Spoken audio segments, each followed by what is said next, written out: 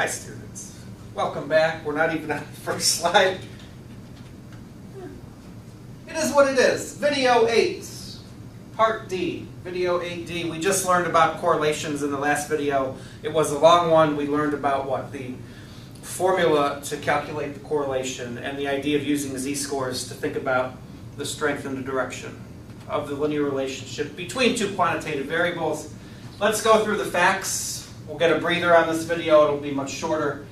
Correlation is a number that describes the strength and the direction of a linear relationship between two quantitative variables. So let me get those words here. Correlation, number that describes the strength and the direction of a linear relationship has to be quantitative variables. So two quantitative variables.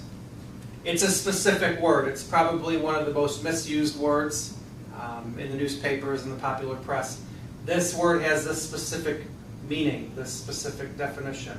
If you want to say that two variables are related or associated, that's fine. That's deliberately vague.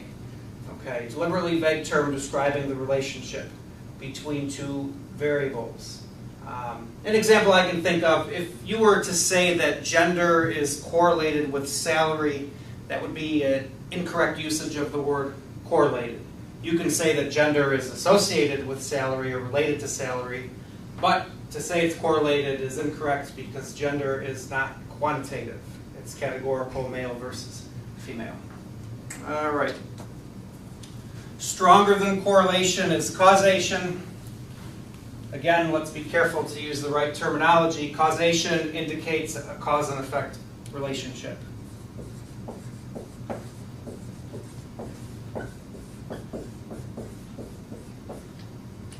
Scatter plots, what we're working with in lessons 7, 8, and 9, and correlations will typically not prove causation. Causation is stronger than correlation, and I'm not sure if it's on the next slide, so I'll just say, if you want to show causation, typically you need to run a designed experiment. Okay? In this unit, we're not running designed experiments. A lot of times we'll find observational data or run quick studies where we're not randomizing treatments. Okay? So we don't want to use that word. We'll reserve that for the effects of a designed experiment. All right. Important point here, just to drive this one home. Again, correlation only applies to what kind of variables? Quantitative.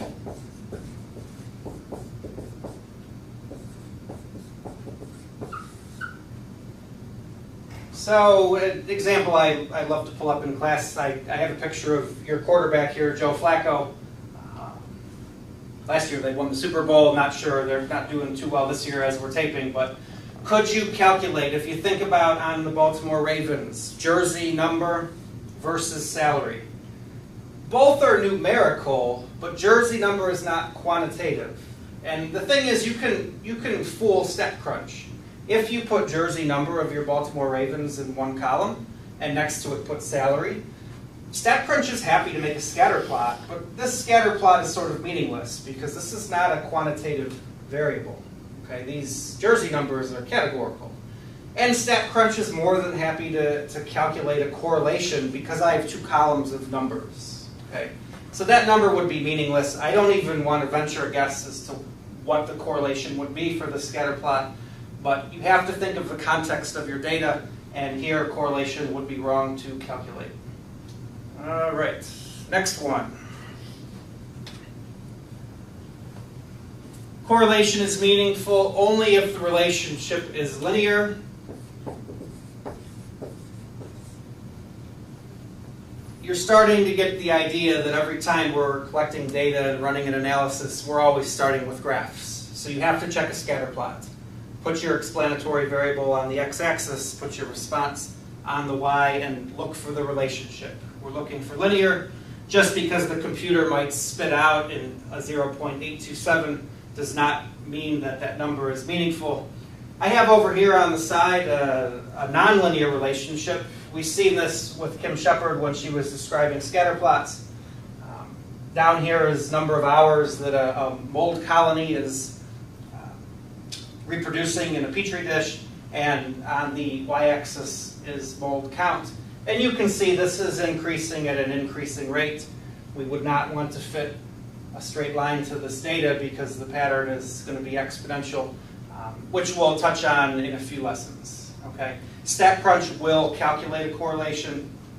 What we don't want to do is look at that number, it's 0.827, say, oh, that's pretty good, and never look at the picture to see what the underlying relationship is. You have to look at both in conjunction, and so here we probably would not want to interpret this correlation and say that it's a strong linear relationship. As Kim said, of course this is a strong relationship. If you fit an exponential function to this, the points wouldn't veer off the line hardly at all. But the linear correlation coefficient is the wrong statistic to use. All right. Moving on, get these facts out of the way. We learned about the effects of outliers when we're looking at standard deviations and means, and we know to avoid, if there are huge outliers, especially if the data is skewed, we have to be careful with the summary statistics. When we're working with correlation, the same thing is true. One outlier, if it's strategically placed on your scatter plot, can completely change the value of the correlation. Always check the graph first, look for those crazy outliers, investigate why they exist. Okay? There's an example. I don't think there's a picture of the notes, but we'll see it on the slide here. Up here in the top left, I've got data. This is year to date. This was 2001 sales. I think this was fiberglass boat companies. And what we're trying to do is use, just say last year's sales to predict this year's year to date sales. Very strong positive linear relationship. And for this one up in the top left, the correlation was almost as big as it can get. It was 0.996. The highest it could be is 1. So very, very strong positive. What if, say, one single company went bankrupt?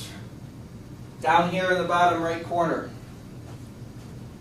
So this company, which was one of those ones up in the corner, I think there was a double up there.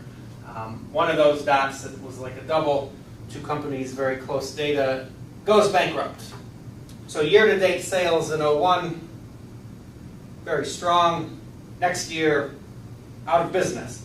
Point goes way down here in the bottom corner, and that one single point here took the correlation from almost as good as it can get, 0.996, all the way down to a 0.6676. Okay, so you can see. Now, rarely will you see this type of thing. I mean, if you're collecting data that's related to each other, you typically won't have the oddball point here. But it's a perfectly valid reason if we find out this company did go bankrupt to remove it from the data set. Right? This is not a typical point. It's not in that same class of these companies that are still in business. Main point, watch out for outliers. More facts. Oh boy, what was I thinking here with? Oh, I remember. Plus or minus, the sign. Remember, R can be negative or positive. The sign of R will tell us the direction of the relationship. And they move in the same direction. So a positive correlation is a positive relationship, negative for negative. The smallest the correlation can get would be R equals -1. It's called a perfect negative relationship. The biggest or the maximum is a +1. I'll put the plus there just for emphasis. All right. In either case, the points would fall precisely on a straight line. There's no variation. Okay. So in these cases, points fall exactly on. I'll squeeze straight line in there. If you just write line, the straight is implied. Last one down at the bottom. Correlation has no units. If you remember when we did the very long 29-minute video on how to calculate a correlation by hand, we transformed everything to z-scores first. Z-scores have no units. So if correlation is based on z-scores, and z-scores have no units, then correlation has no units.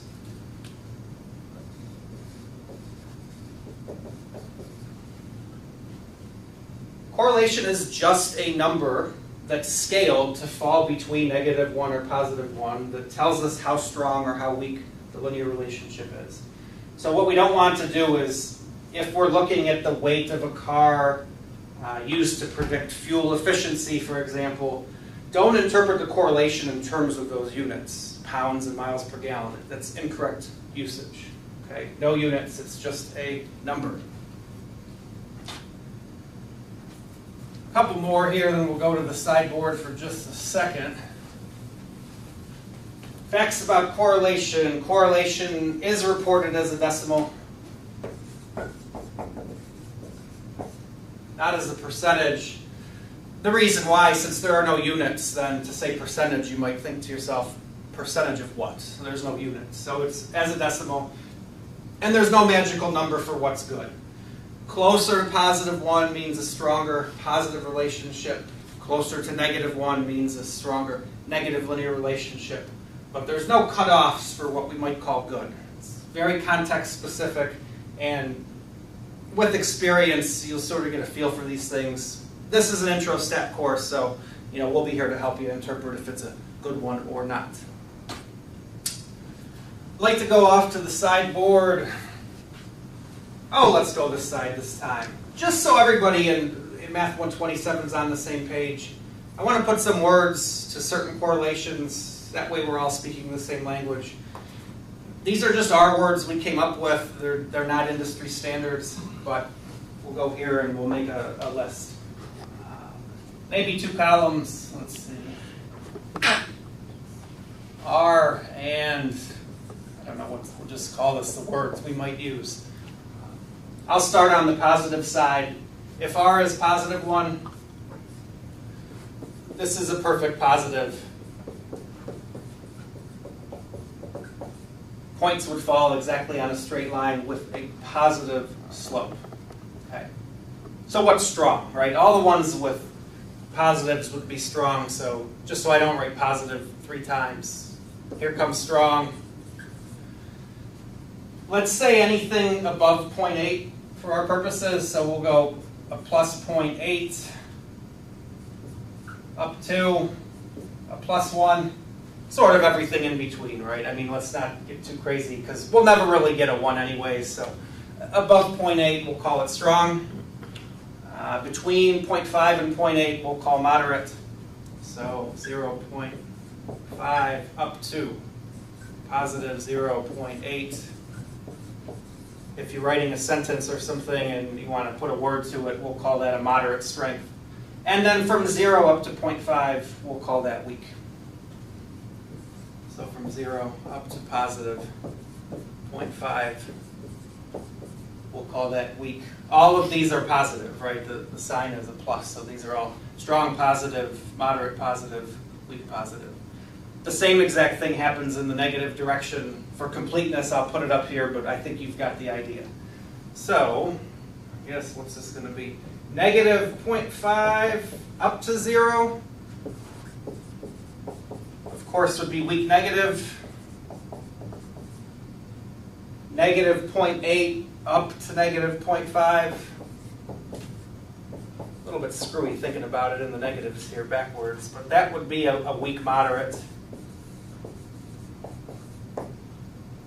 -1 up to negative 0.8 is going to be strong. All these are in the negatives, and then finally you could have a perfect negative if you ever had that happen, a -1.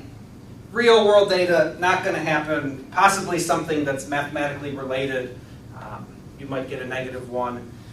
You think of like collecting weekly paychecks. Everybody makes the same amount of money at your job, and if you work 10 hours, your paycheck's going to be $75. And if you work 20 hours, your paycheck's going to be $150. Right? There's a perfect relationship between hours worked and your salary. Now, of course, that would be a positive, but -1 down here, this would be what? This is perfect negative.